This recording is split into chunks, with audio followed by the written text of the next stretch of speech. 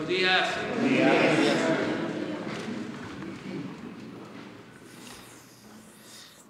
Bueno, el día de hoy vamos a ponernos al corriente, vamos a cumplir con el compromiso que hicimos de informarles sobre la situación de las estancias infantiles. Si ponemos en contexto este tema, debe de decirse que ha generado bastante polémica. Se llegó a mencionar de manera reiterada como campaña que estábamos cancelando lo de las estancias infantiles. Y así se quedó en el imaginario colectivo de que se cancelaban las estancias infantiles, cosa que no es cierto, pero una mentira que se dice muchas veces puede convertirse en verdad. Eso decía Goebbels, el propagandista de Hitler. Lo que se planteó desde el principio es de que todo el apoyo del gobierno se iba a personalizar, se iba a entregar de manera directa, sin intermediarios, porque era mucho el abuso y la corrupción. Se usaba a la gente y sobre todo a la gente humilde. Supuestamente se destinaban recursos para apoyar a la gente y ese dinero, esos apoyos no llegaban, se quedaban en el camino. O cuando llegaban, se entregaba poco, porque había moche, había piquete de ojo. Entonces se decidió que todo el apoyo del gobierno se entregue de manera directa, sin intermediarios. Habían organizaciones que recibían muchísimo dinero y los dirigentes de esas organizaciones se quedaban con una buena cantidad de ese dinero. Ahora se está avanzando para que el adulto mayor, la persona con discapacidad, el joven que recibe una beca, el que está como aprendiz, obtenga su apoyo con una tarjeta. Por eso se hizo un censo general y aprovecho para seguir informando sobre este tema con la idea de que los que no han sido censados lo planteen y busquen a quienes hacen este trabajo y se movilicen con ese propósito, que lo censen, porque pueden haber adultos mayores que no estén recibiendo la pensión, porque no están en el censo. En este caso de los adultos mayores tenemos una meta de 8 millones y se están atendiendo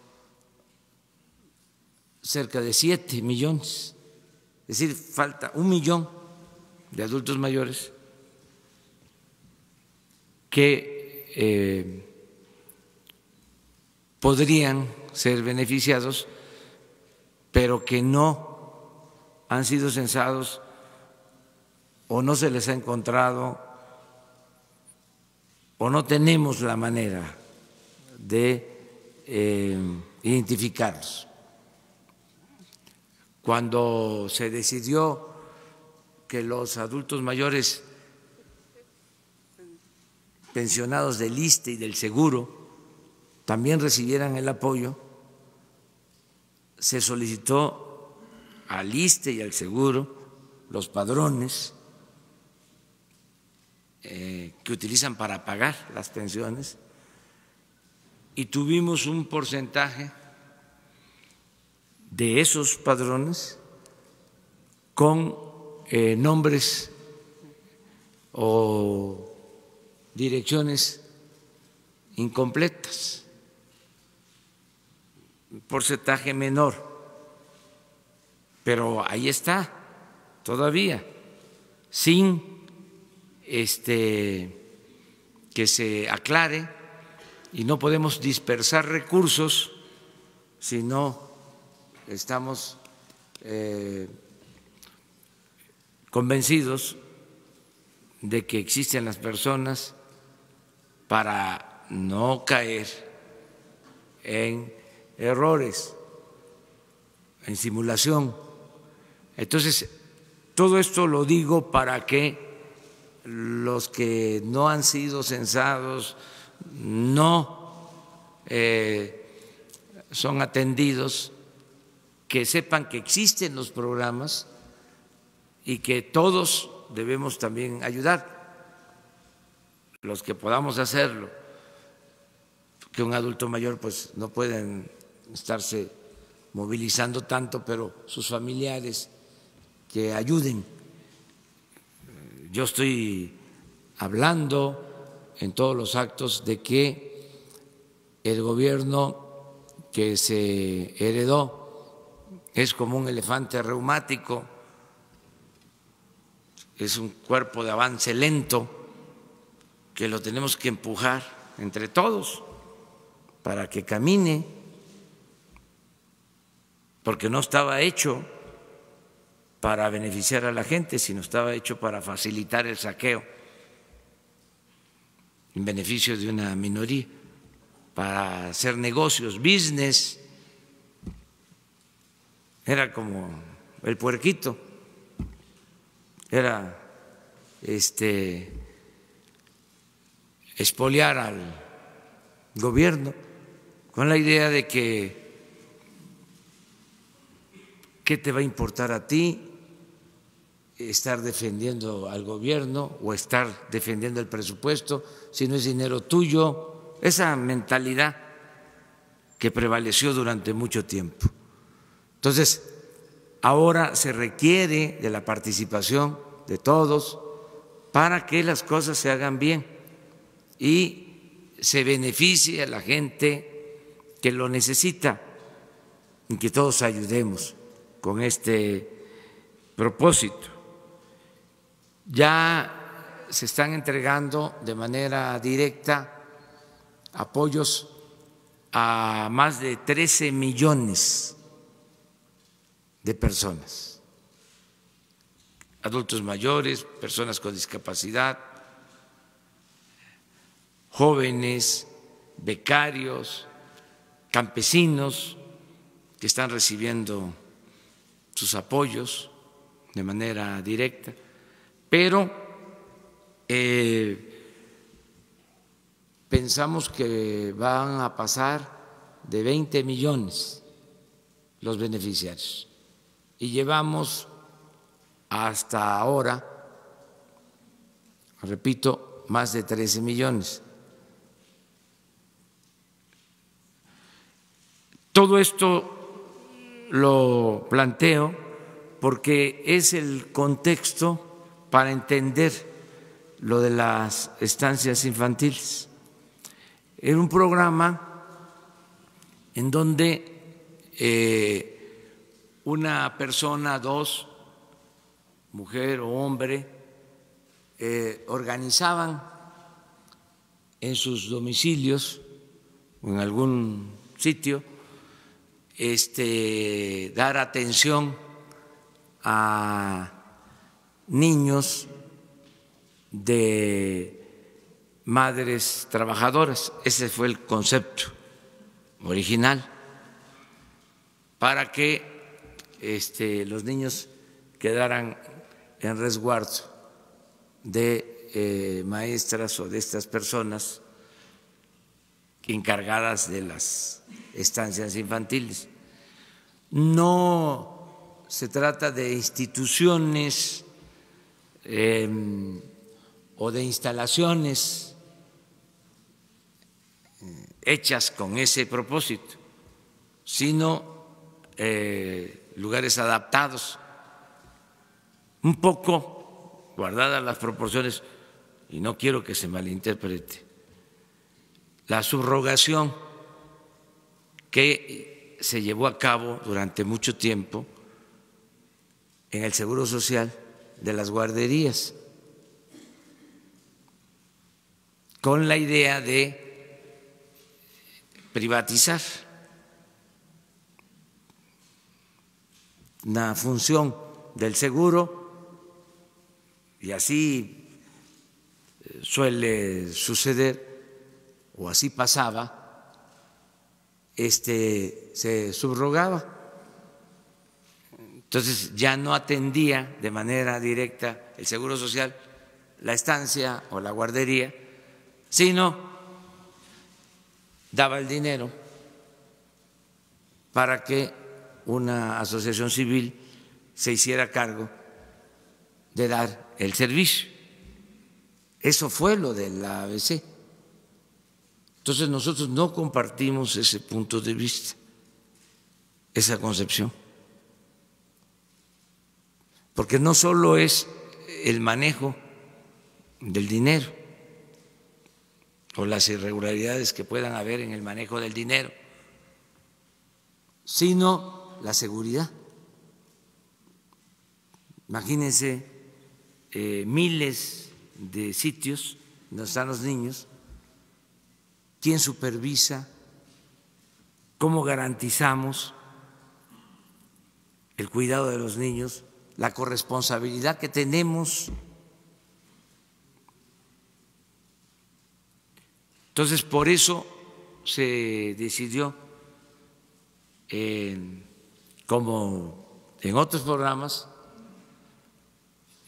lo hicimos también en las becas que se entregaban del Prospera, y lo mismo, ya encontramos que habían listados, y eso está pendiente porque se los vamos a presentar también, y no existían las familias, o se decía que les daban una cantidad y en realidad recibían mucho menos, porque era dinero, la mayor parte, entregado en efectivo. Entonces, todo esto es lo que se está corrigiendo. En el caso de las estancias, se hizo un censo, porque hubo protestas y ya tenemos los resultados de qué es lo que hay en realidad, cuántos padres de familia y cuántos niños.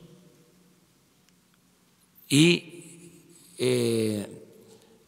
independientemente del diagnóstico, estamos asumiendo el compromiso de entregar los apoyos,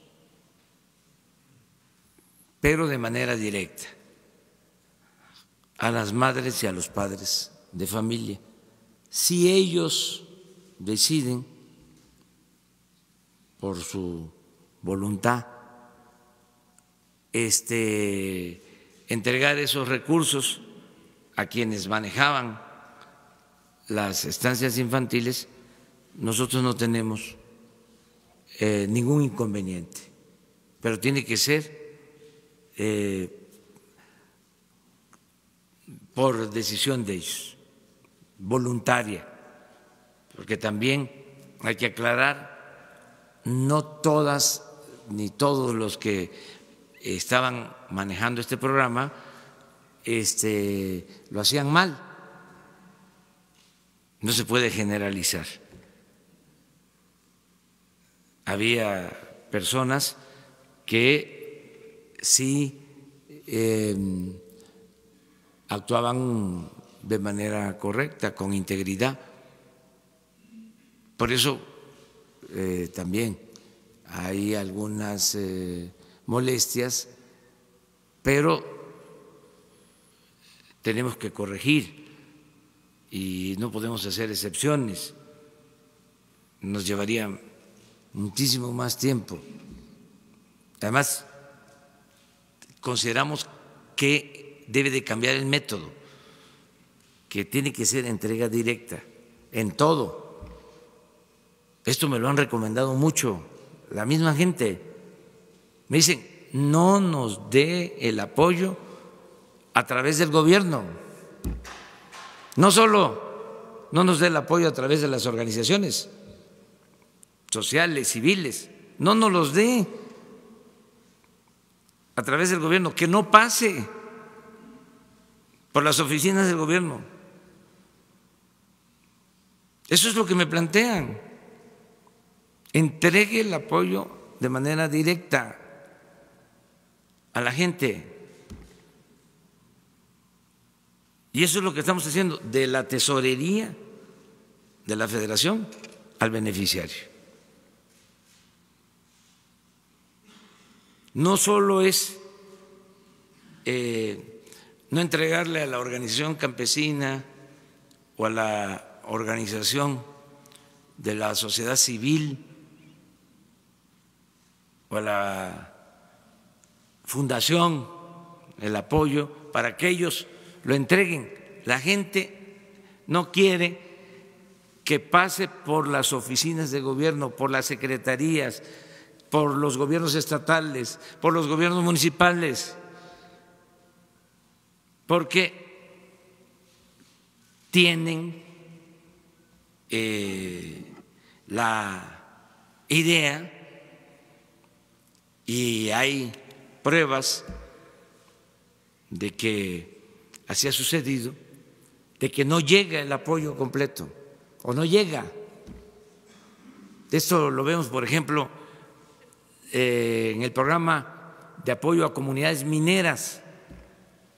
Se logró que una parte de los derechos cobrados por la explotación minera llegaran a las comunidades donde se lleva a cabo la extracción del mineral y donde se necesita por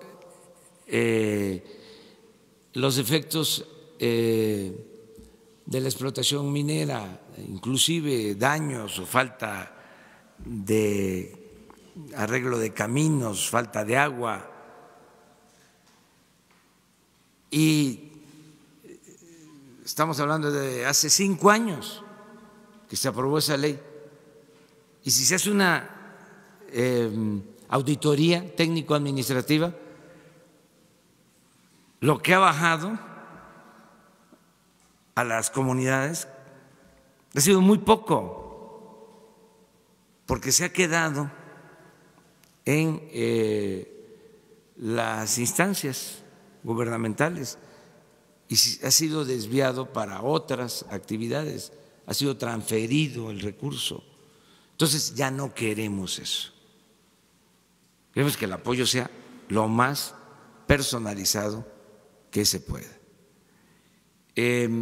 Vamos a explicarles, vamos a informarles cuál fue el resultado del censo que se hizo.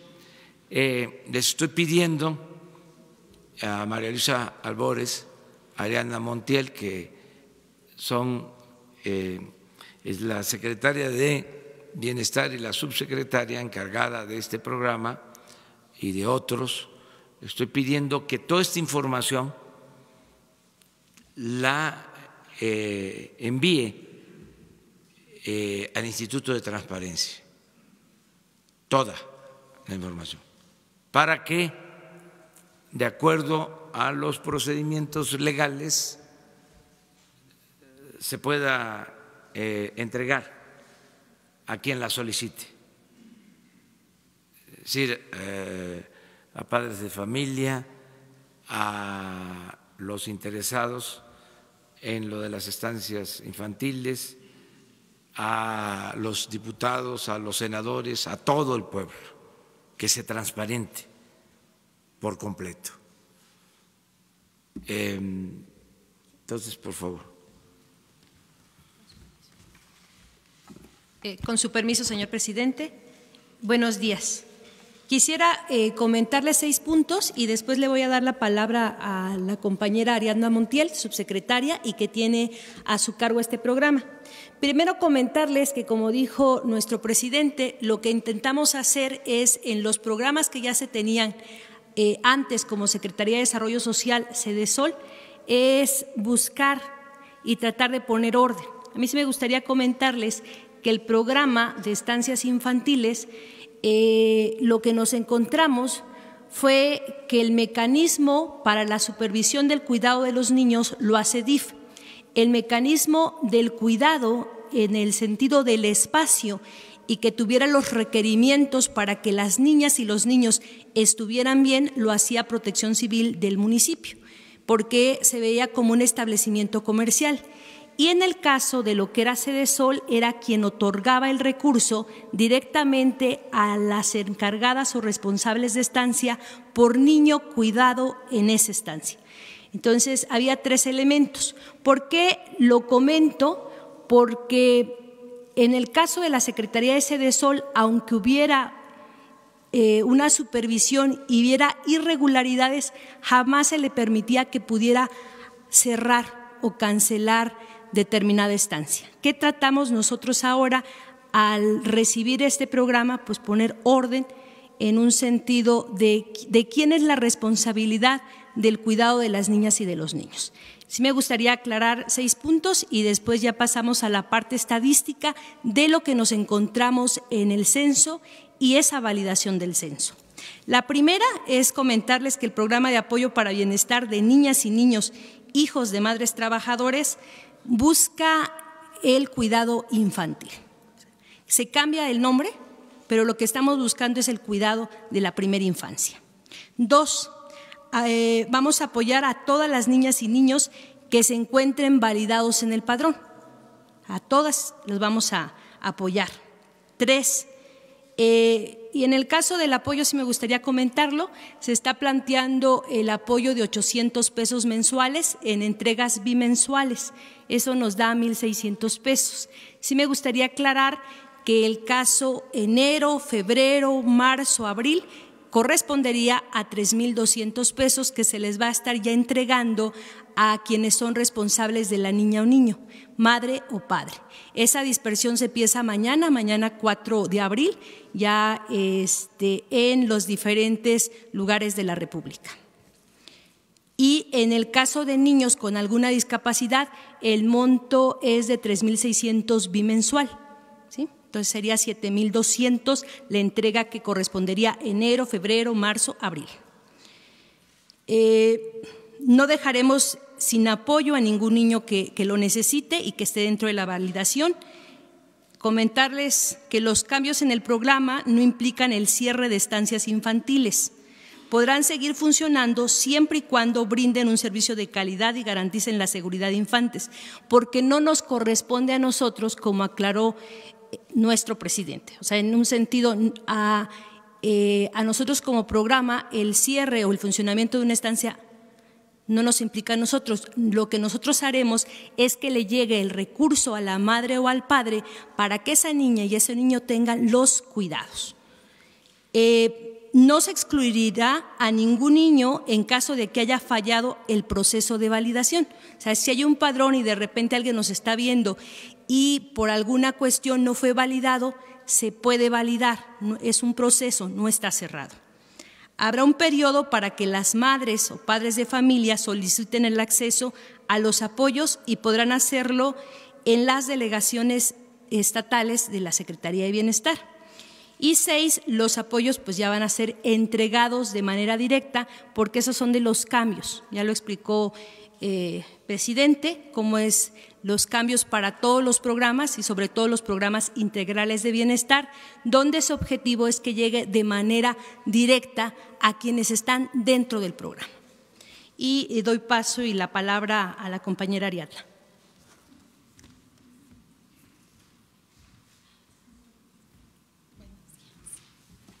Con su permiso, señor presidente. Bueno, pues vamos a explicar la metodología del censo. Como ya explicó el presidente, en general todos los programas tienen que ser verificados antes de que pasemos a la entrega de los recursos, porque ha sido una constante que nos hemos encontrado inconsistencias, por lo cual, aunque hemos invertido tiempo en esto, decir que este es el motivo del retraso, hacer una validación física en las viviendas a través de los servidores de la Nación, a quienes les agradecemos mucho el esfuerzo que realizan todos los días. Si avanzamos la lámina, gracias. Aquí tenemos el dato. En el mes de diciembre del 2018 tuvimos un padrón de 313,000 madres y padres tutores, de 329,000 niñas y niños. Para el mes de enero, 16,000 madres ya tendrían acceso al programa, inclusive como estaba en antaño, porque el programa solo abarca hasta niños con 4 años cumplidos. De tal manera que 19,000 niños para enero ya no serían beneficiarios del programa bajo ningún esquema. Entonces, bajo el padrón de enero de 2019, estamos hablando de 296,000 madres de familia y 310,000 niños, porque hay madres de familia que tienen 2 niños que estaban dentro del programa. En el recorrido que se hizo casa por casa, pudimos incorporar al programa 203,000 mamás y 213,000 niños. El resto, que son 93,000, poco más de 93,000 madres de familia y padres, representa 97,000 niños que no localizamos. Y hay un catálogo de motivos por los cuales no fueron localizados e incorporados al padrón. Principalmente porque los domicilios son inexistentes. Las personas no son localizadas en el domicilio que está registrado. Es decir, que 93,000 madres de familia no pudieron ser verificadas. Algunas son de cambio de domicilio en la misma colonia y al enterarse que estaba haciéndose el censo se pudo recuperar la incorporación de ellas y de los niños y las niñas también a este padrón. Y 874 madres de familia no aceptaron el programa, que representa el 0.3%. Decir que de estos 203,000 padres, madres o tutores, todos han aceptado por escrito con su firma que el modelo que se les está planteando del programa es correcto y lo aceptan. Ya tenemos la aceptación, insisto, con firma autógrafa de cada una de las cédulas que se les presentó para validar sus datos, que sean correctos, sus domicilios y demás, para poder pasar al proceso de bancarización y entregarles una tarjeta para que, como todos los programas del Gobierno de México, pueda hacerse a través de este mecanismo y no haya nadie en la intermediación de la entrega del apoyo. Como ya lo explicó, sí, avanzamos. Como ya lo explicó la secretaria, ha habido inconsistencias. Aquí colocamos en esta lámina los puntos, digamos, que encontramos con mayor consistencia, o se presentaron de manera permanente. Domicilios inconsistentes, calles que no corresponden a las colonias. Esto pasó en los 32 estados. Este mecanismo de que las calles no corresponden a las colonias pasó en los 32 estados y es la gran parte de los 93,000 registros que no están localizados. Registros de personas en un municipio con datos de otro estado, personas que no viven en los domicilios registrados, titulares con registros de hijos en estados diferentes. Encontramos algunas madres que tienen registrado un hijo en Michoacán y otro en Zacatecas, o sea, una inconsistencia ilógica. Niñas y niños que no asisten a la estancia, que nunca asistieron o que dejaron de asistir antes de diciembre del 2018. Estancias sin funcionamiento desde el 2018, cuando se les preguntaba si acudían a determinada estancia, referían que esas estancias no existían ya desde el 2018.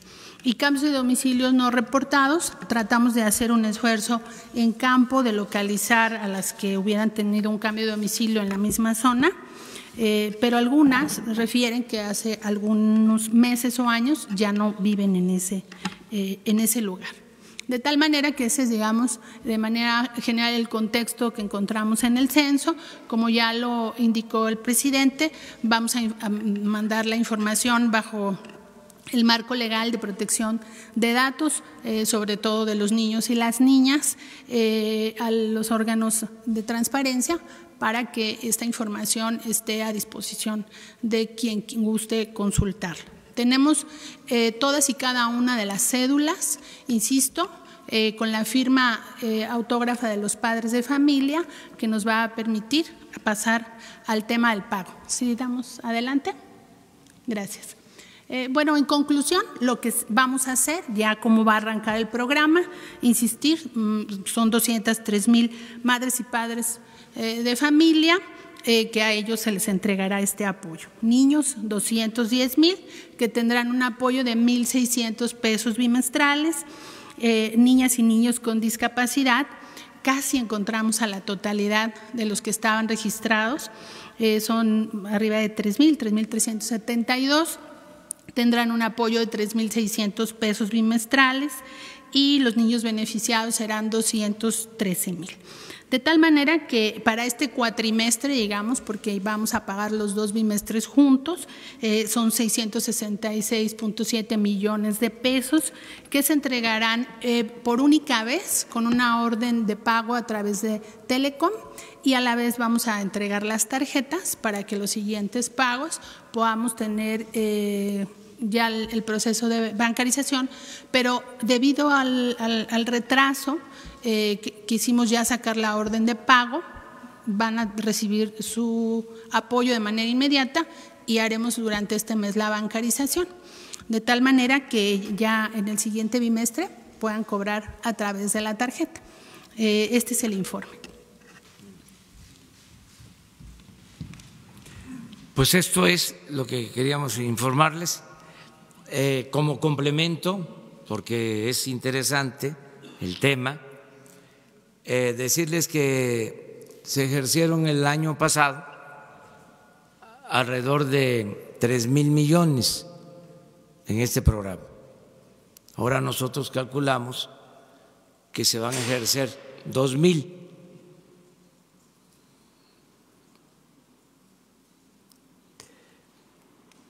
Esto implica un ahorro, aún cuando supuestamente se entregaba más de los 800 pesos, se entregaban 900, aparentemente. De todas formas, estamos hablando de un ahorro considerable, que es para ayudar a más gente necesitada y evitar la corrupción, que no haya corrupción ni arriba ni abajo. Entonces, todo esto pues genera molestias, a veces por la desinformación se piensa que estamos dejando de apoyar a quien lo necesita. Este gobierno, como nunca, se ha visto en la historia, está destinando recursos en favor de la gente humilde, de la gente pobre. Y lo podemos demostrar. Pero no queremos la corrupción, no queremos que continúe lo mismo. Políticamente se manejó este asunto hasta por personas que en el anterior gobierno recibieron dinero así para apoyar causas, para apoyar a migrantes, y el dinero no le llegó a los migrantes, y eso nunca se ha aclarado. Entonces, aunque haya protestas, además, lo he dicho muchas veces, lo creo, es una convicción, tiene que haber críticas, tiene que haber discrepancia, tiene que haber oposición al gobierno, porque eso es consustancial a la democracia. Pero si no tienen razón, nosotros vamos a estar poniendo al descubierto todo. No nos vamos a quedar callados, vamos a ejercer nuestro derecho de réplica. Y bienvenida la crítica, bienvenido el cuestionamiento.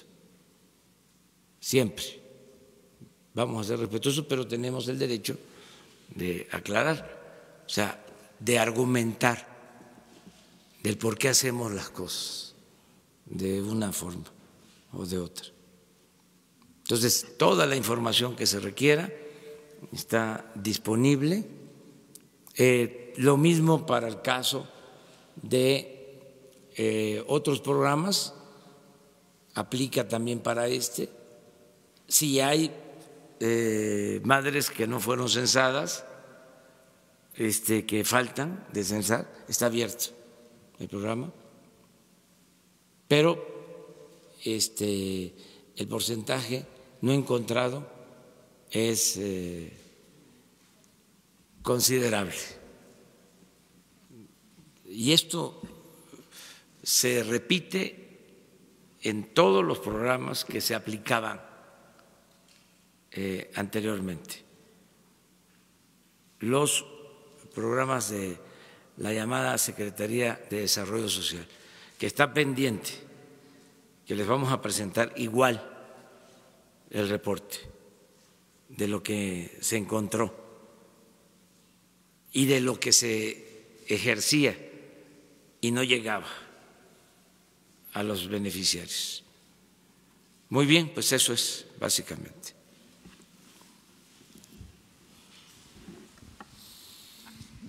Buenos días, presidente. Alberto Rodríguez, de SDP Noticias. Le quiero hacer una pregunta. Es un tema de obvio interés general que tiene muchas aristas muy delicadas. Pido una disculpa, yo sé que esta pregunta la tenía que hacer una mujer, pero ya me toca a mí. Le quiero hablar sobre las denuncias del movimiento Me Too. Pese a que la mayoría de las denuncias formales no son atendidas, pues en México hay niveles muy altos de impunidad, y pese a que señalar a un abusador supone un riesgo para la víctima, muchas voces desestimaron las acusaciones anónimas y ahora hasta están culpando a las denunciantes por la muerte de Armando Vega Gil, el músico que se suicidó hace unos días. ¿Qué puede hacer el gobierno federal para atender las legítimas denuncias y, sobre todo, para generar confianza en el sistema y que las mujeres puedan acudir a las instituciones que corresponden para obtener justicia? Gracias. Pues es un tema que debe de atenderse. Yo considero que esto puede corresponder y se debe estar haciendo, pero debe de darse más atención en el Instituto de las Mujeres. Qué bien que lo planteas, porque sí es un tema que se está debatiendo sobre cómo actuar, cómo evitar, cómo prevenir y cómo también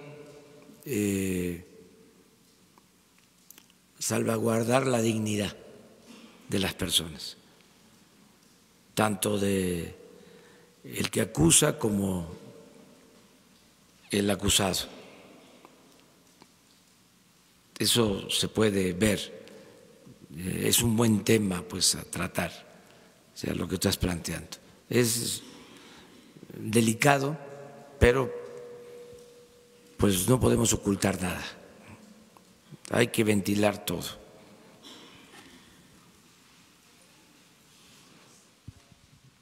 A ver, ustedes dos.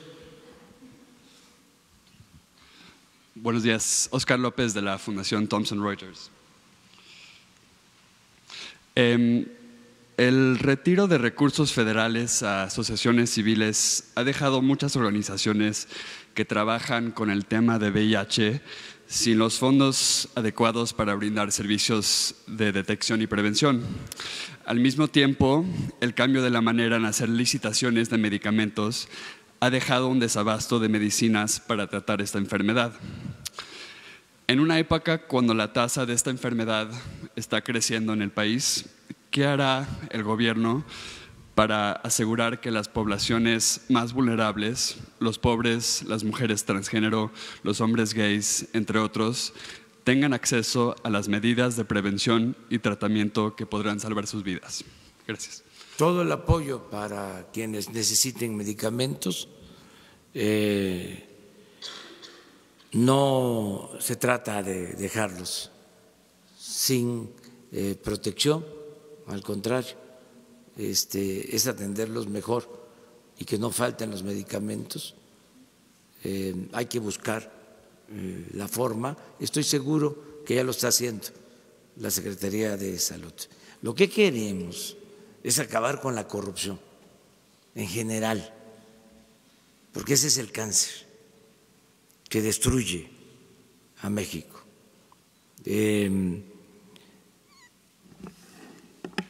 Les explicaba la vez pasada que se compran 4,000 millones de dólares de medicamentos. Una sola empresa vendió al gobierno 1,300 millones de dólares el año pasado. 3 empresas, el 60% de todos los medicamentos. Y en efecto, no hay medicamentos en centros de salud, en hospitales, con todo ese gasto. Entonces ahora se están haciendo compras consolidadas y está participando la ONU para que sean compras transparentes y que no haya corrupción, porque es un crimen robarse el dinero de los medicamentos. Entonces, eso es lo que ya no queremos que suceda, pero no dejar de atender a quienes lo necesitan. Ya lo acabo de decir y lo repito, este gobierno tiene como misión fundamental atender a los desposeídos, a los necesitados, a los enfermos, a los pobres, a los humillados, a los marginados. Lo he dicho muchas veces, lo repito ahora, vamos a atender a todos, a escuchar a todos, a respetar a todos. Eso es muy importante, respetar a los adversarios, respetar el derecho a disentir, pero le vamos a dar preferencia a la gente humilde, por el bien de todos, primero los pobres.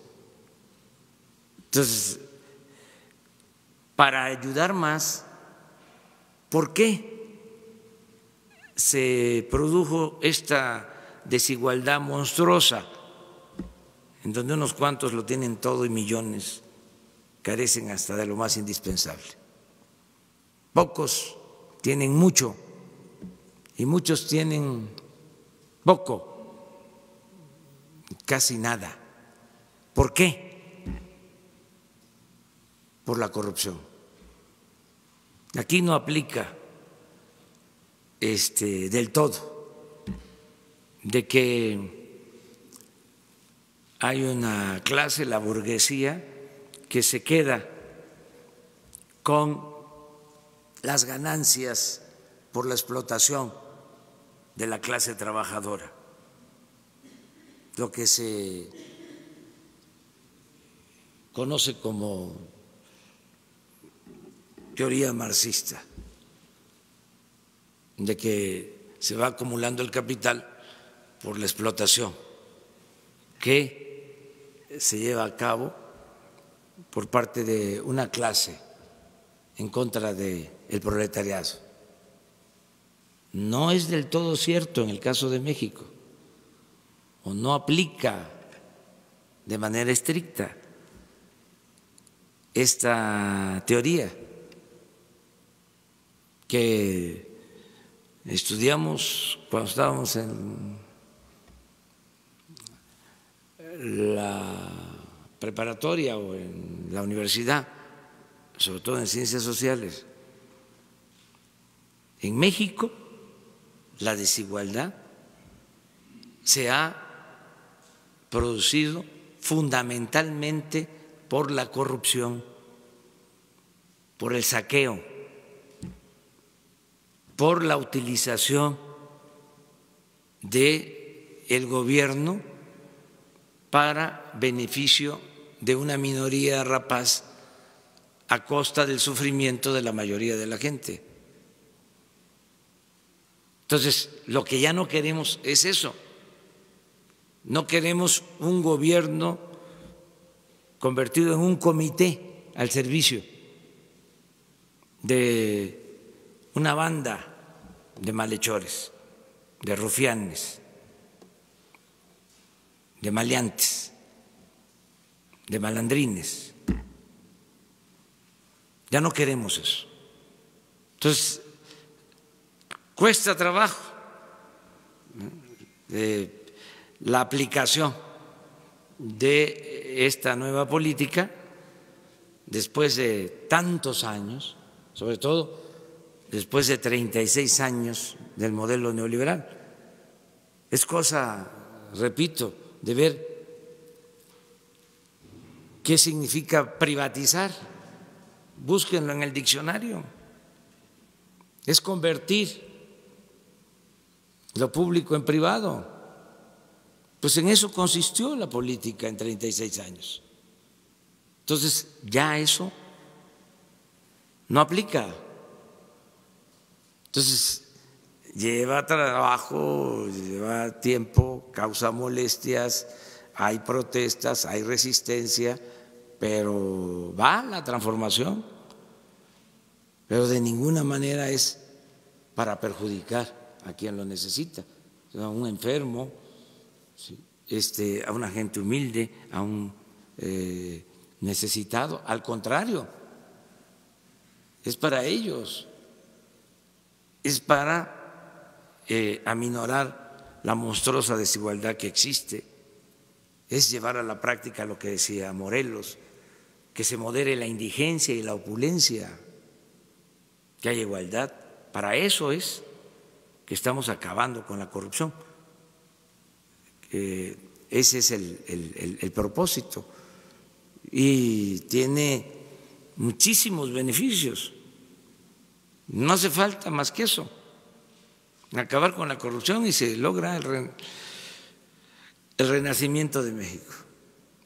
Porque rinde el presupuesto, pues aquí lo vemos.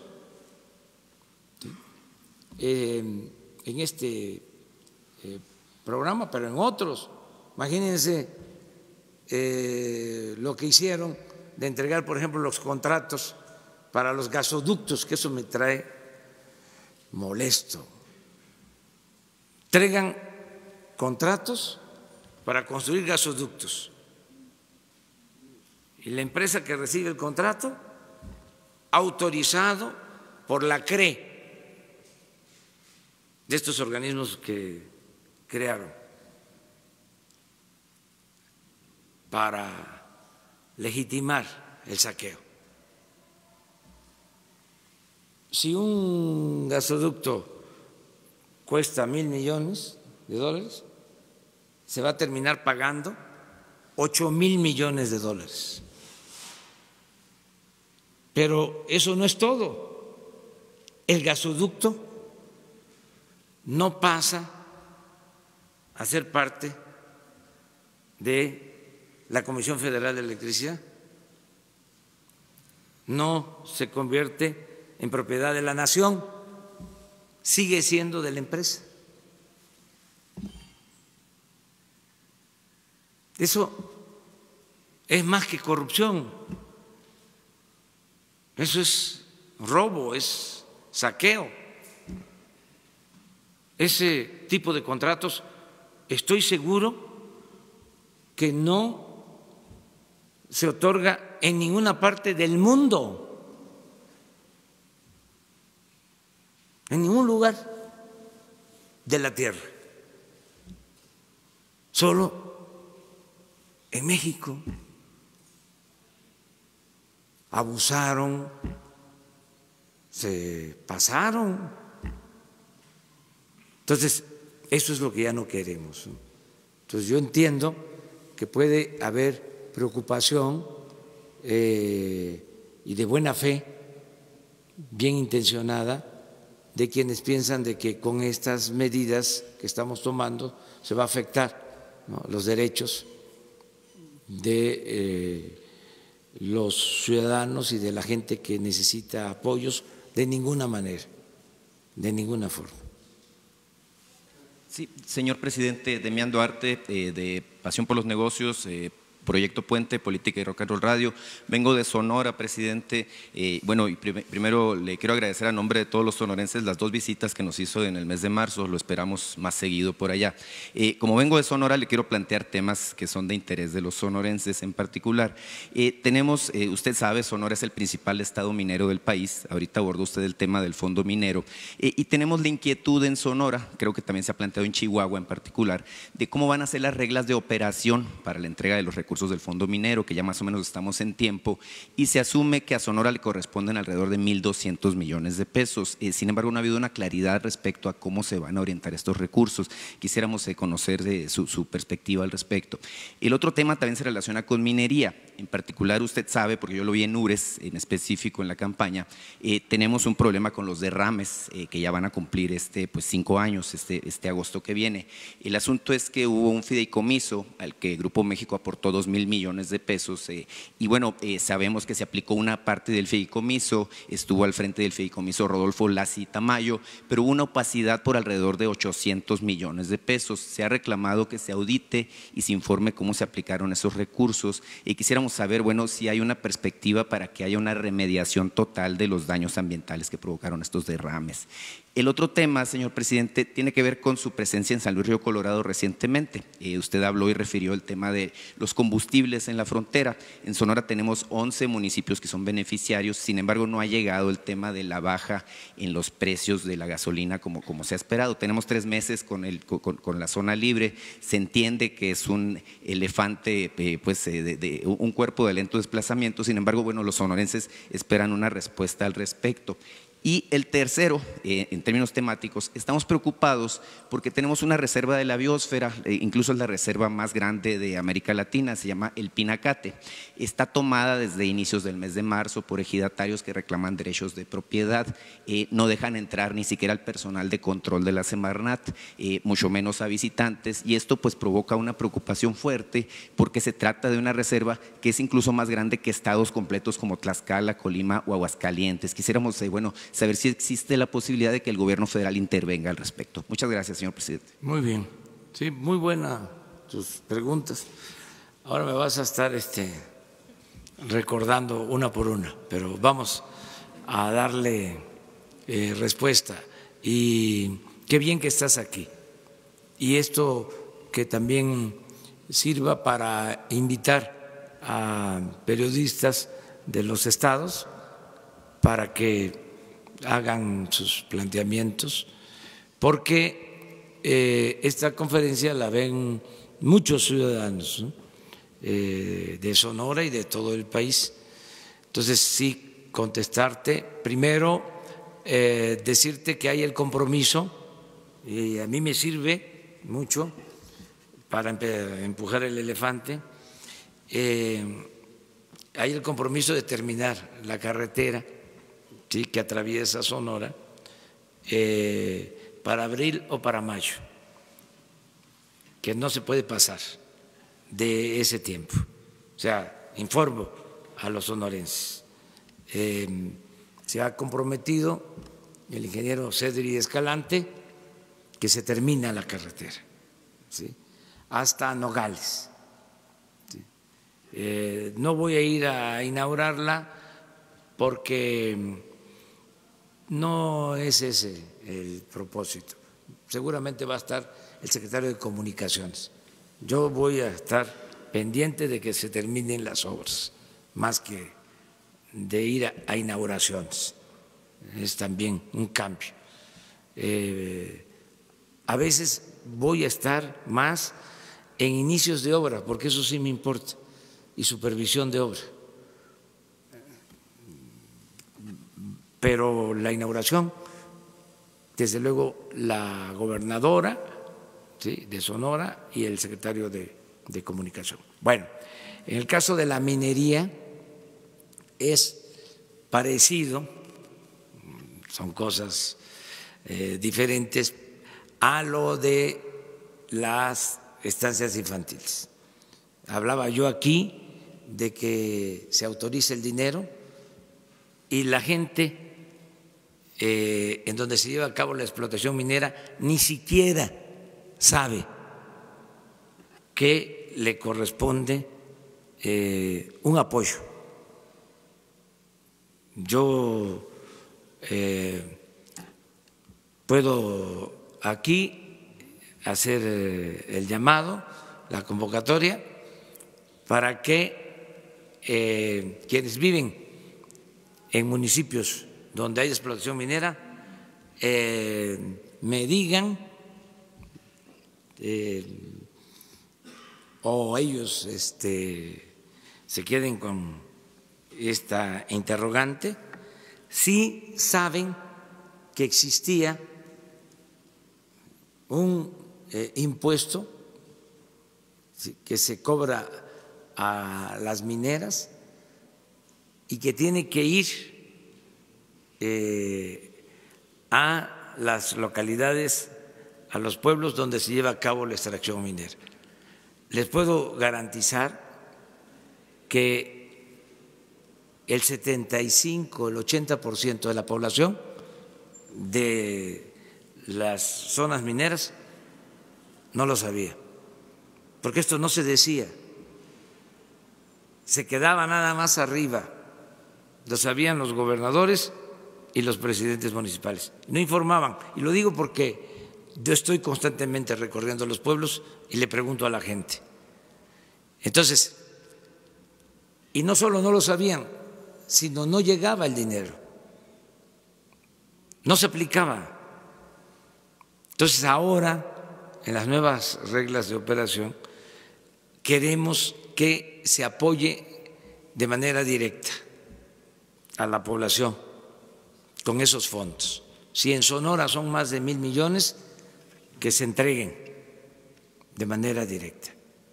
Y una de las formas que se está contemplando es de que se entregue como créditos sin interés, para que los que tengan un pequeño negocio, una pequeña empresa, un taller, tengan un crédito sin interés, ¿sí?, le llamamos tandas para el bienestar, y que puedan ir pagando mensualmente. Vamos a empezar con una cantidad de 6,000 pesos. Terminan de pagar esos 6,000 y se les entregan en automático 10,000. Terminan de pagar los 10,000 y 15,000, terminan de pagar los 15,000 y 20,000, y el dinero se mantiene.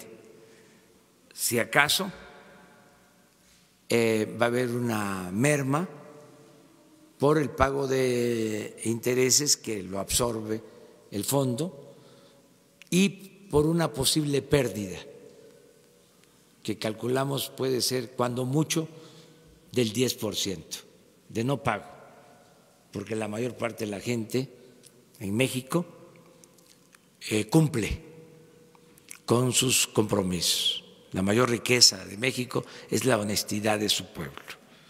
Entonces, pensamos que de esta manera se puede ayudar a las poblaciones mineras y se reactiva la economía. Eso por lo que estás planteando sobre la minería. Desde luego, algunas autoridades, sin tener todos los elementos o por querer manejar los fondos como era antes, sin transparencia, se inconformaron y presentaron una controversia constitucional diciendo que nosotros no podemos decidir sobre las reglas de operación de este programa. Nosotros sostenemos, el gobierno federal, que sí podemos tener injerencia para decidir sobre cómo se aplican los fondos. Esto ya está en el Poder Judicial.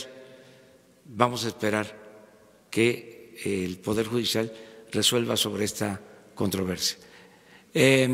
Acerca de los daños que causó el derrame de desechos de las minas o de la mina del Grupo México en Sonora, en efecto se creó un fideicomiso, pero hay inconformidad, ¿sí? Acerca de el funcionamiento de las plantas de tratamiento. Algunas se instalaron, otras no, y se está revisando este proceso. Decirle a la gente que se va a revisar cómo se aplicaron los fondos y qué se invirtió, qué no se invirtió, y vamos a informar acerca de el tema de la gasolina en la frontera, presidente. El tema de la gasolina, tienes razón, es lo mismo, es empujar el elefante. Estuve por allá, fui a San Luis Río Colorado y ahí sí se está aplicando, sí, pero no en Caborca ni en Nogales. Entonces ya tiene instrucciones la secretaria de Economía, Graciela Márquez, para que sea uniforme, que sea en toda la frontera. Lo mismo quitar trabas para la disminución del impuesto sobre la renta y para la disminución del IVA del 16 al 8%. Lo que sí se está aplicando bien, me consta, es lo del aumento al salario mínimo, pero falta el complemento, o no se está aplicando del todo el programa de zona libre en la frontera, pero ya estamos trabajando sobre eso. Tenemos problemas en Agua Prieta y en Puerto Peñasco también, presidente, en el tema de la gasolina en particular. Se lo comento porque me tocó recorrer directo. El caso de Peñasco, o sea, sería Sonoita, o sea, porque son las poblaciones fronterizas. Ya Puerto Peñasco ya no está en la zona fronteriza. Acuérdate que son 25 kilómetros de la línea divisoria. Entonces, de todas formas lo vamos a ver. ¿Qué otra cosa me preguntaste? Sin abusar de su tiempo, presidente, pero el tema de la reserva de la biosfera del Pinacate para nosotros es muy importante porque recibimos visitantes de todo el mundo y es una de las, digamos, imágenes icónicas de nuestro estado, es donde protegemos la fauna y la flora de nuestro desierto, ¿no? Tomamos nota y desde ahora se ve, y mañana en la mañana, en la reunión de seguridad, que coordina precisamente un sonorense, Alfonso Durazo, le vamos a pedir que atienda este asunto, el gabinete de seguridad. Eso fue todo. A ver, las tres compañeras, dos y Sara. Gracias, señor. Bueno, sí. Gracias, señor presidente. Sandy Aguilera, de Grupo Larsa Comunicaciones. Actualmente, en distintos estados del país se utiliza el sistema de multigrado en planteles o instituciones. En la mayoría de los casos no están habilitados los docentes y no están capacitados estas instituciones para atender esta problemática. ¿Tiene contemplado en su gobierno mejorar y habilitar los centros escolares para que se busque la inclusión de la niñez? Sí. Gracias. Es una muy buena pregunta y son de los temas más preocupantes en la educación. Ya ven cómo se politiza todo, se carga de ideología y los temas más interesantes se hacen a un lado. Este tema. Hay miles de escuelas que son atendidas por 1 o 2 maestros, los 6 grados. O sea, eso es lo de multigrados. Un maestro atiende a niños de primero, de segundo y de tercero. Otro maestro a niños de cuarto, quinto y sexto. Entonces, por la dispersión poblacional que existe, estamos buscando cómo mejorar este sistema. Hay opciones. Existe una opción que es la de la creación de los centros integradores de servicios. Estamos trabajando en eso. Vamos a constituir 8,000 centros integradores, que son poblaciones más abajo en población, con menos población que las cabeceras municipales, pero más cercanas a las poblaciones pequeñas dispersas. Entonces, en estos centros integradores, ¿sí?, queremos crear las escuelas o tener escuelas albergues, ¿sí?, completas.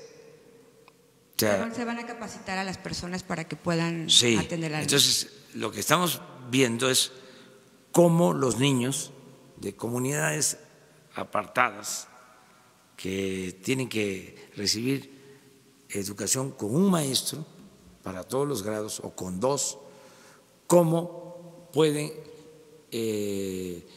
ir a estas escuelas que están distantes de todas maneras, pueden estar a 6 horas, 8 horas, ¿sí?, a pie.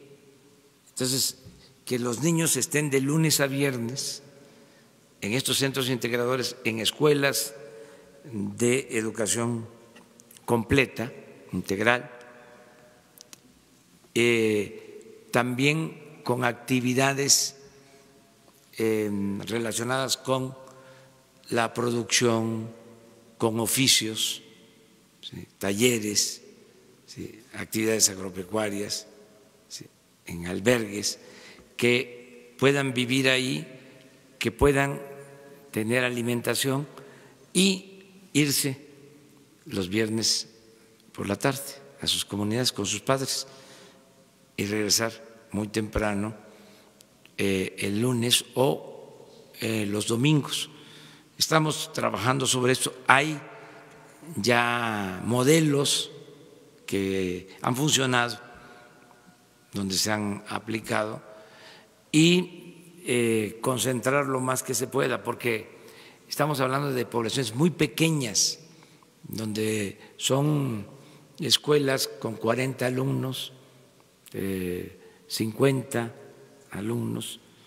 Entonces, no se puede tener un maestro por cada grado. Entonces, estamos trabajando en eso. Qué bien que lo planteas, que esos son de los grandes problemas. No tengo el dato exacto, mañana lo voy a tener, pero estoy seguro, ahí sí me dejo de llamar Andrés Manuel, que la mayoría de las escuelas son multigrados en el país. Entonces, cuando hablan de, si me dejo de llamar Andrés Manuel, puedo quedar como Andrés o como Manuel, pero sí son miles, y es importante pues, tocar este tema, porque esto ni se sabe,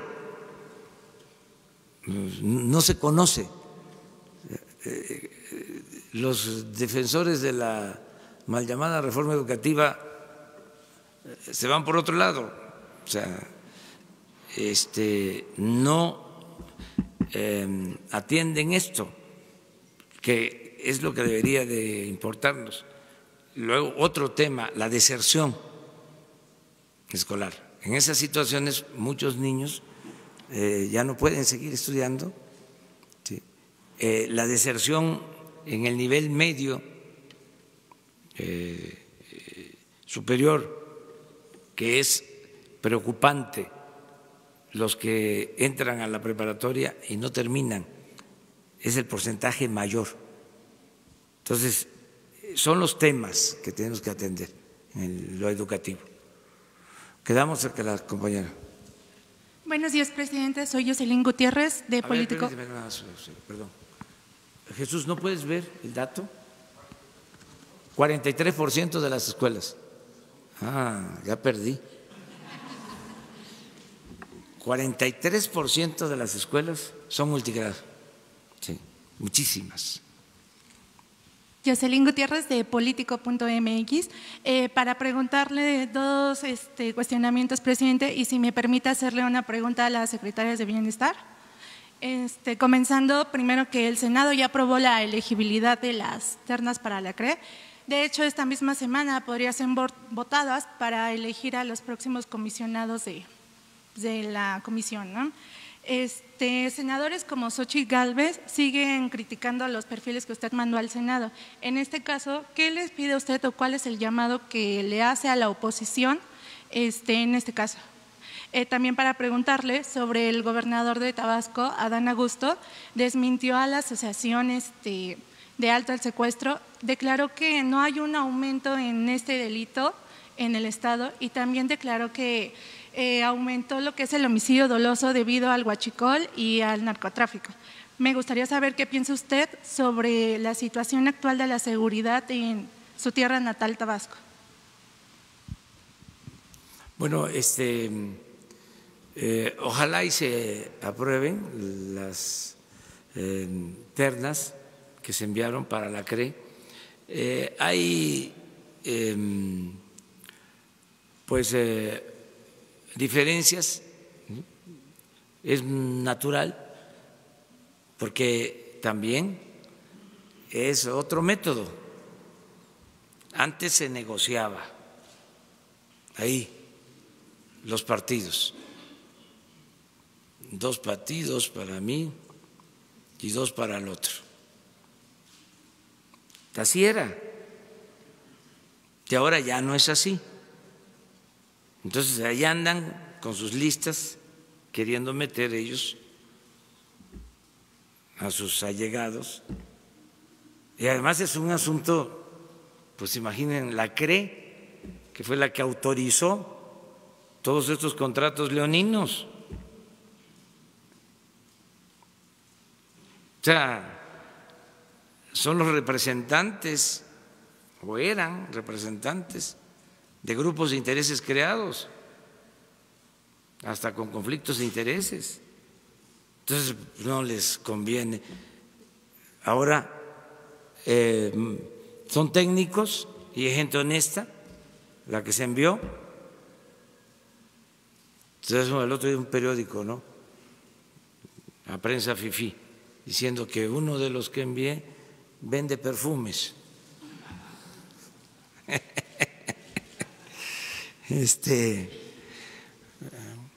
Son gentes honestas, todos profesionales, todos cumplen, pero no son achichincles. Entonces eso es lo que no les gusta. Entonces por eso cuesta. Y la insinuación es: vamos a ponernos de acuerdo. No, apeguémonos a la ley. Si ustedes dicen que no reúnen el perfil, rechácenlas.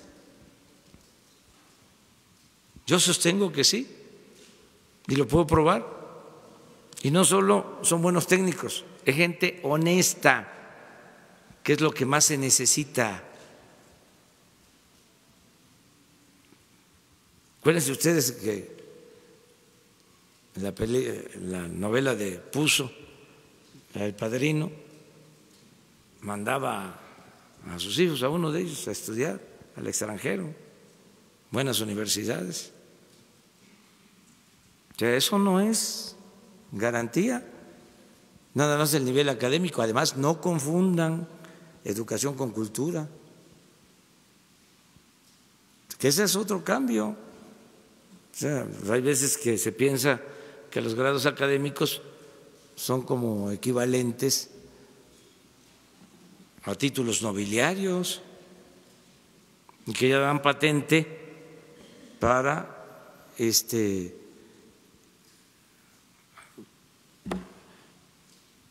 cometer actos de corrupción. Porque viene de estudiar en una universidad del extranjero famosa, de gran prestigio, ya por eso, ¿no?, pues es experto. Pues no. Entonces, son buenos técnicos, todos conocen de la materia. El otro día fue el ingeniero Celestino, ya se los platicaba. Dije aquí, es uno de los que va en la terna.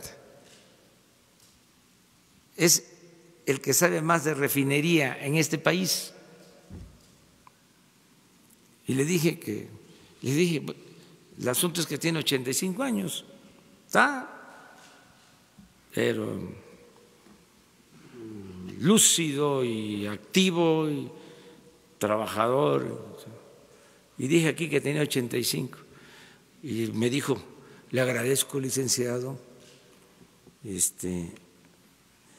porque no tengo 85, tengo 90, pero como ya es un decreto presidencial, ya tengo 85. Ya me quedo como 80. Pero es una gente que sabe, pues es uno de los que está ahí propuesto. Entonces vamos a esperar a ver qué resulta. Ojalá y los senadores revisen bien sobre este tema, ¿sí?, y se atienda para que estemos todos tranquilos, porque dan miedo. Antes también daba miedo el Congreso. Yo descansaba cuando se iban a periodos extraordinarios, es decir, cuando no estaban, no extraordinarios, cuando se iban a receso, todas las reformas que hicieron en el periodo neoliberal, ¿sí?, para afectar al pueblo, se autorizaron en el Congreso, las reformas constitucionales. Entonces, cuando estaban en receso, podía uno estar tranquilo. Cuando había sesiones, ¿qué van ahora a aprobar estos? Era una amenaza pública. Entonces, que todos estemos tranquilos, ¿sí?, que no vayan a aprobar cosas en contra del interés general. Todas las reformas que ordenaron desde el extranjero para la aplicación de la agenda de las llamadas reformas estructurales, las aprobaron los diputados y los senadores. O sea, toda la modificación al marco legal. Hasta se puede hacer el relato, pero entonces ahora ya no, ahora ya hay más tranquilidad, que los legisladores actúan con independencia, no hay consigna para que aprueben determinada política, ¿no? Entonces, eso es lo que puedo contestarte. Ojalá y se resuelva pronto. Lo otro. Gracias. Lo otro le comentaba que el gobernador de Tabasco, Adán Augusto. Sí, mire, todos los días vemos qué sucede en los estados y Tabasco tiene en incidencia delictiva, vamos a decir que está a la mitad de la tabla en incidencia delictiva, en homicidios, en robos, en secuestros, a la mitad. Ayer, por ejemplo, esto me da gusto, no es para cantar victoria, pero ayer de los 32 estados, lo puedo probar, es más, ojalá y pasen la tabla hoy, ¿sí?, de los homicidios, hubieron 15 estados sin homicidio, de los 32. Eso es alentador, claro. Eso fue ayer, ¿sí? Alrededor de 70 homicidios el día de ayer. Entonces, todos los días estamos viendo. Por ejemplo, ayer de los estados con más homicidio, Chihuahua y a ver si el Estado de México, a ver si me equivoco. Miren, eso fue lo de ayer, homicidios. Pero cuenten donde no hubo. ¿Cuántos son?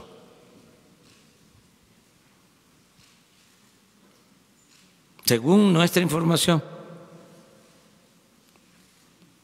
son 15, ¿verdad?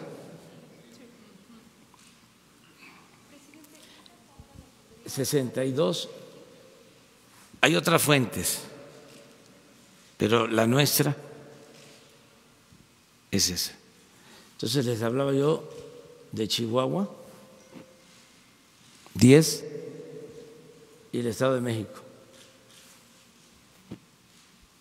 Presidente, y aquí nos preguntamos si hay alguna forma Por cierto, de que pueda… ¿Tabasco cuántos tiene? Bueno, no hubo ayer. ¿Esa incidencia la podría presentar diariamente con base en las reuniones de gabinete? ¿Es una forma de medir y de… Nosotros estamos desde las 6 de la mañana viendo esto. Mostrarla, digamos, como una rutina informativa. Ya se hace pública, todos los días. Pero no tiene, exacto. O sea, viene como el… Ya, va por estado. Sí. Pero todos los días, esta es nuestra preocupación. Pero no solo nos preocupamos, nos ocupamos. Y a partir de esto es que tomamos decisiones. Por ejemplo, si Baja California traemos 4, cuando llegamos a tener solo en Tijuana 20, es que nos está funcionando el plan. Por ejemplo, Guanajuato, que siempre había estado arriba, ¿cuántos trae ahora? 2. Y Jalisco es otro estado complicado. ¿Cuánto trae? 4.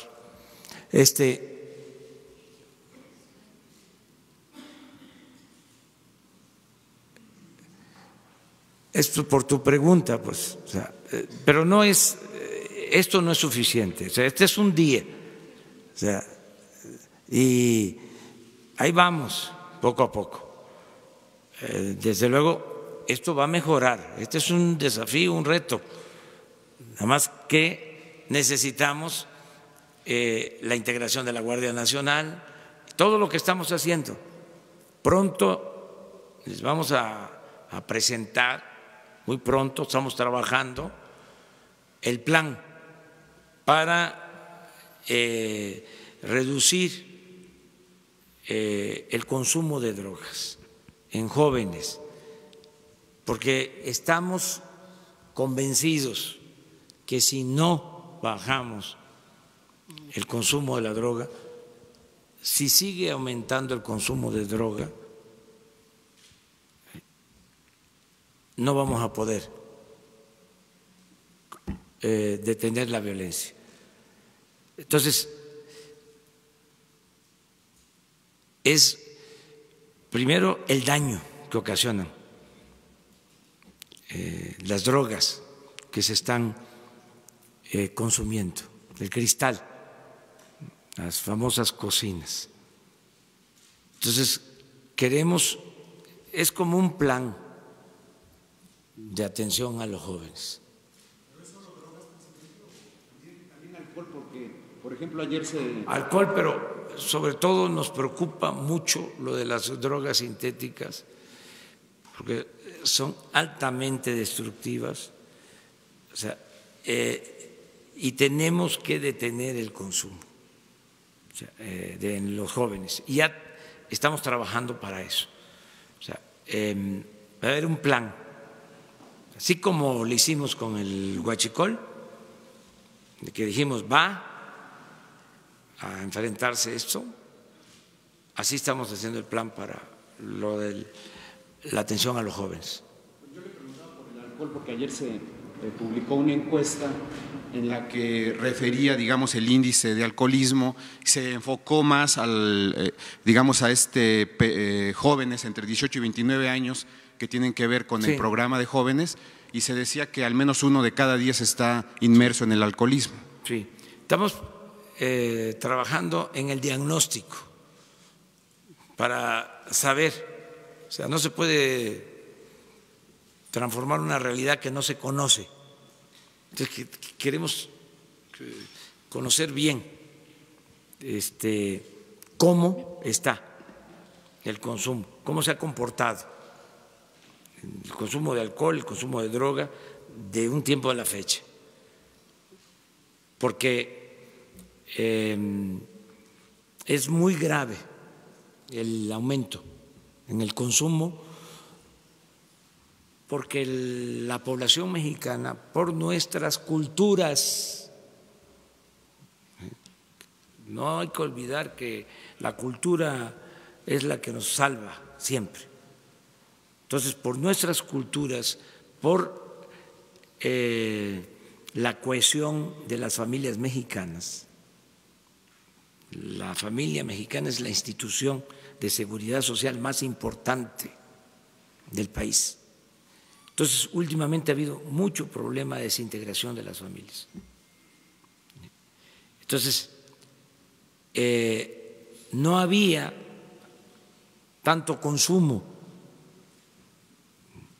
no se incrementaba el consumo en el país, era más tráfico.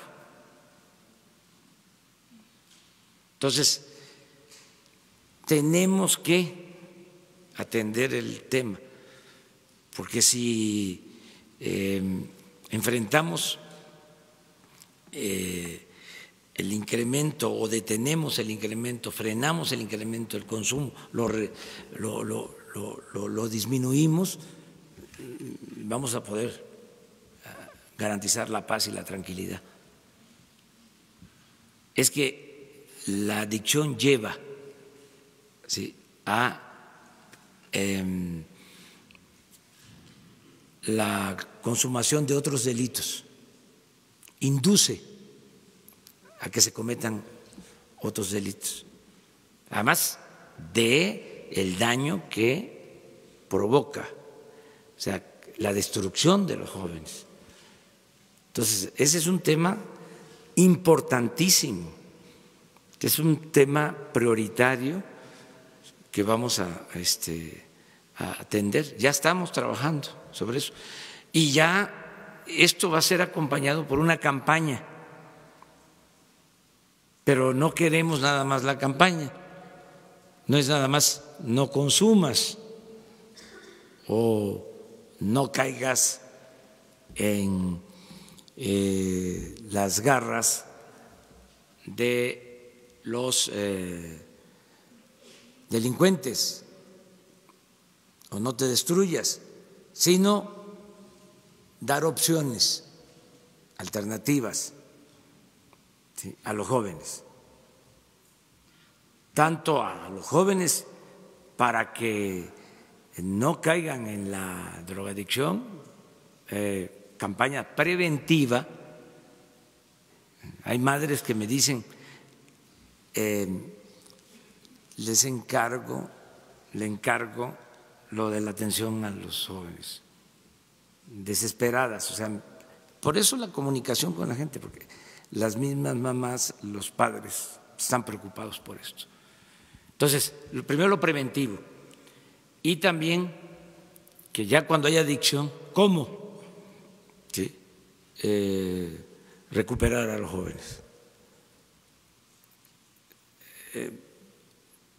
Por eso también el programa Jóvenes Construyendo el Futuro es preventivo, o sea, de que el joven tenga opciones, tenga alternativas, pero no es suficiente. Hace falta un plan integral, que es el que vamos a trabajar. Ayer la Marina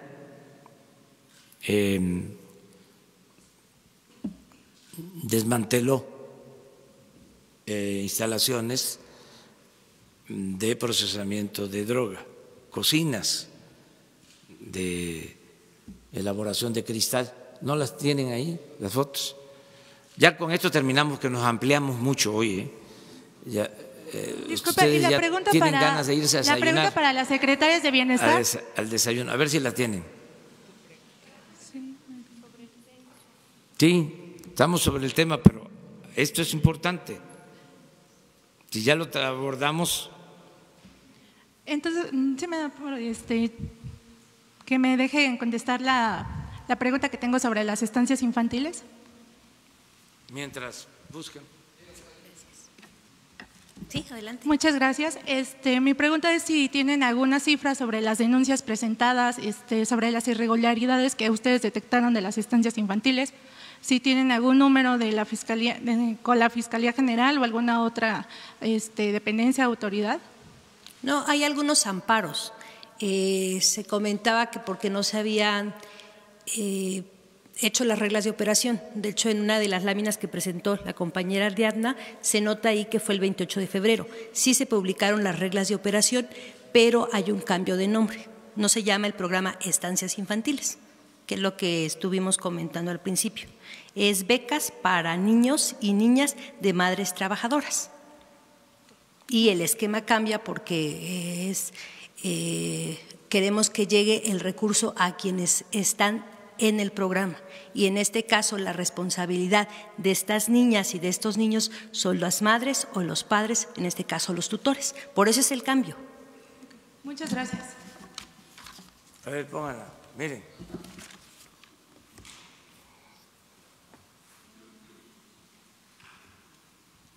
Este es un problema.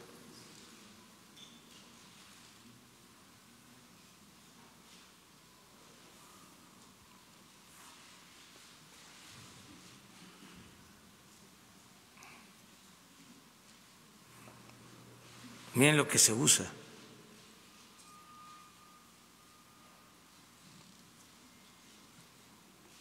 Esto es terrible, destructivo. ¿Mande? Sinaloa. A Jesús les entrega el informe. Esto por lo general, esto no lo damos a conocer siempre porque pues tiene que ver con las acciones que se llevan a cabo, pero ahora como sale el tema y nos importa mucho lo del plan de prevención, y nos están viendo, ¿sí?, que se sepa para que ya todos ayudemos también en este plan, así como se ayudó con lo del huachicol, que nos ayuden todos. Vamos a rescatar a los jóvenes, nunca más darle la espalda a los jóvenes. Muy bien, terminamos con Sara. Mañana nos vamos a ver y pasado mañana por cierto, vamos a estar en Jalisco. Buenos días, presidente. Preguntarle, por un lado, en el tema de la frontera, esta lentitud en los cruces, entendemos que hay algunos cierres parciales en algunas garitas.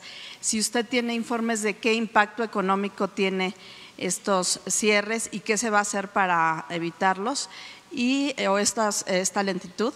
Y por otro lado, si se está hablando con autoridades de Estados Unidos, y en este mismo tema, ¿cómo toma usted el discurso del presidente Trump, que por un lado dice que hay una emergencia nacional hoy en la mañana y ayer decía que México está haciendo mucho por detener a los migrantes? ¿Hay detenciones de migrantes en la frontera sur del país? Gracias. Tengo otra pregunta, si quiere después. Sí, mire, es un tema que ya se está atendiendo. Hay muy buena comunicación con el gobierno de Estados Unidos. El secretario de Relaciones Exteriores, Marcelo Ebrard, tiene comunicación permanente. Nosotros estamos ayudando, lo vamos a seguir haciendo para que se evite un conflicto, que mantengamos abierta la frontera. Hasta ahora les puedo decir que están abiertos los cauces, las garitas, no hay ningún problema. ¿La lentitud qué implica? ¿Cuánto implica de pérdidas? No es significativa, no hay problemas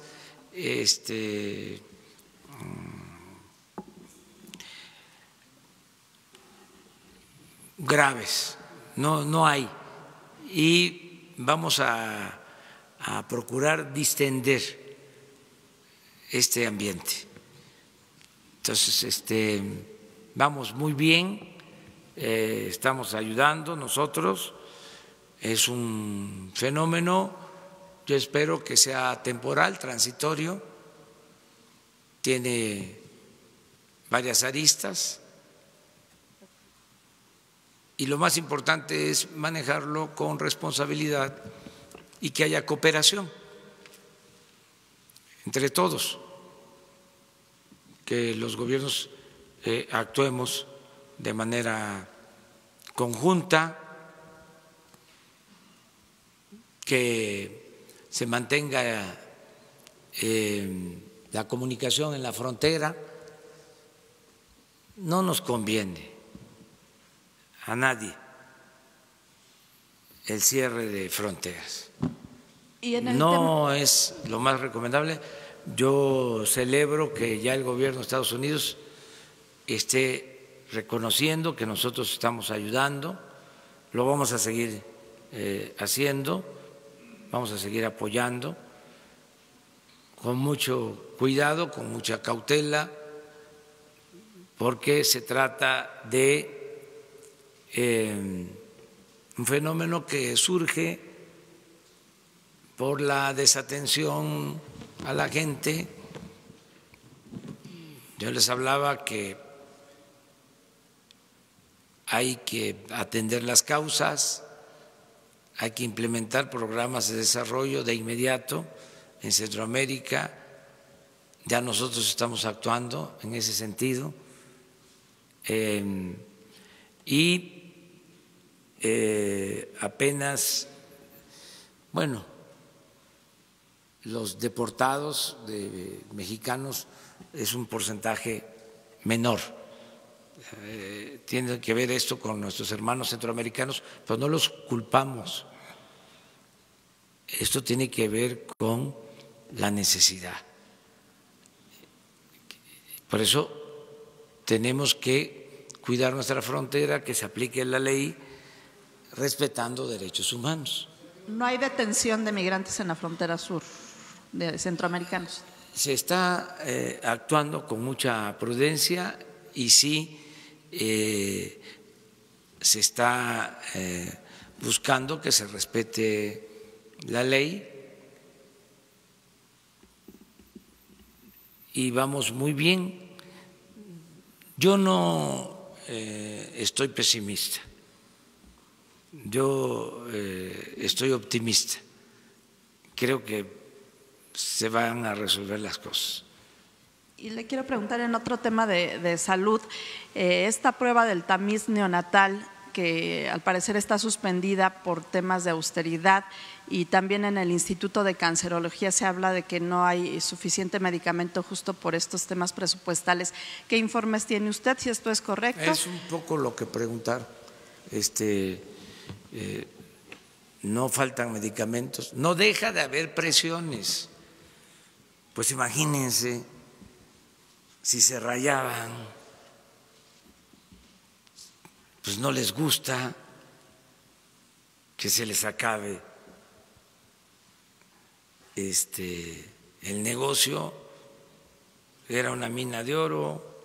¿Pero la prueba sí se sigue aplicando? Claro que pueden haber inconformidades, pero todo se resuelve.